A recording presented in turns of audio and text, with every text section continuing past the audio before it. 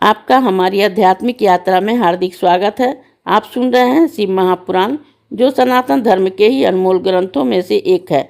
इस श्रृंखला में हम आपके लिए ही इस दिव्य ग्रंथ के प्रत्येक अध्याय का शाश्वत पाठ प्रस्तुत करेंगे। आइए इस ज्ञान और धर्म की ही यात्रा को आरंभ करें। भगवान महादेव की महिमा और उपदेश से ही सजी इस पावन कथा के साथ ही ओम नमः शिवाय। 40वां अध्याय किरात प्रतार भिल्ल अर्जुन विवाद। नंदेश्वर बोले कि हे सर्वज्ञ सनत कुमार, इसी समय शिव जी ने अपनी सेवक को भेजकर एक ऋषि शुगर के पास से अपना बाण मंगवाया। उधर से ही अर्जुन भी अपना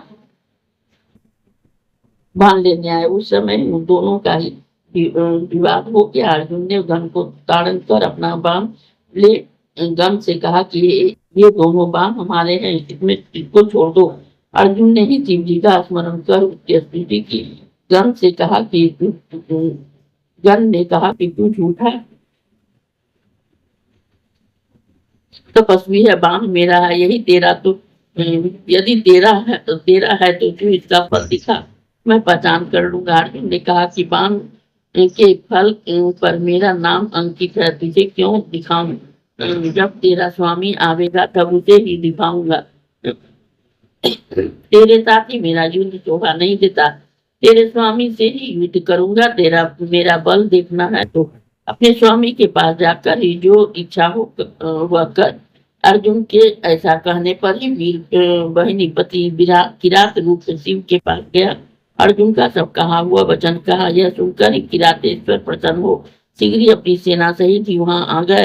अर्जुन भी किरात की सेना देख धनुष बाण ले अपने उसके सामने पहुंचा। अर्जुन को अपने समक्ष आया देख किरातेश्वर ने चर द्वारा ही अर्जुन से यह कहलाया कि हे तपस्वी, सेना को देखो और बाण देकर चले जाओ। थोड़े से कार्य के लिए ही क्यों मरना चाहते हो? तेरे भाइयों को और विशेषकर तेरी स्त्री को दुख होगा, पृथ्वी कहाँ से पावेगा? ऐसा करते हुए अर्जुन के रक्षक और उसकी दृढ़ता के परीक्षण परमेश्वर ने चर उसके निकट आ गए और विस्तार पूर्वक ही सब वृत्तांत वर्णन किया। अर्जुन ने उस द्वारा ही भिल राज से कहलाया कि इसका परिणाम विपरीत होगा। यदि मैं आपके अपने बाण दे दूंगा तो निश्चय ही कुल कलंकी कहलाऊंगा। मेरे भाई भले ही दुखी हो जाए पर मैं युद्ध अवश्य ही करूंगा।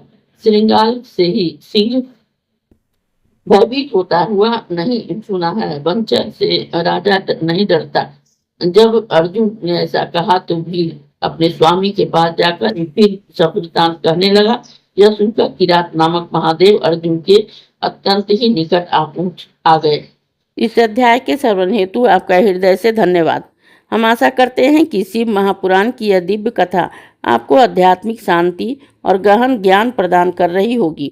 कृपया अगले अध्याय के लिए हमारे साथ जुड़े रहें और अपने सुझाव एवं भावनाएं कमेंट के माध्यम से अवश्य साझा करें। धर्म, भक्ति और ज्ञान की इस पावन यात्रा में आपका साथ हमारे लिए अत्यंत मूल्यवान है। ओम नमः शिवाय। यदि यह प्रस्तुति आपको पसंद आई हो, लाइक करें, कमेंट करें, सब्सक्राइब जरूर करें, बेल आइकॉन दबाना ना भूलें ताकि अगला अध्याय आपसे छूटे नहीं। और इस पावन ज्ञान को ही शेयर करें अपने परिवार और मित्रों तक।